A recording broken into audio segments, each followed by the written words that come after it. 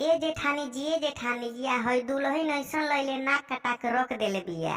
हाँ सही नु कहताड़ू। ए दुल्हन के तनी खूब गरियावे के। अरे झूठे गइल बरतिया सदरो सोर बाटे रे भौजी। अरे सोर बाटे रे भौजी। आ दुल्हन मिलल करिया दुल्हा गोर बाटे रे भौजी।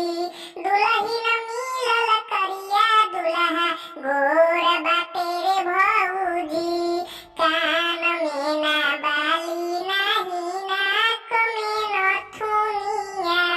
कवना भीख मंगवा घर के हई दुल्हनिया। कान में ना बाली नाही नाक में नथुनिया।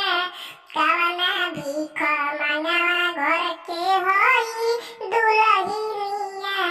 देखी के दुल्हन सासु के जियरा थोर बाटे रे भौजी। अरे थोर बाटे रे भौजी। आ दुल्हन मिलल करिया दुल्हा गोर बाटे रे भौजी। दुल्हन मिलल करिया दुल्हा गोर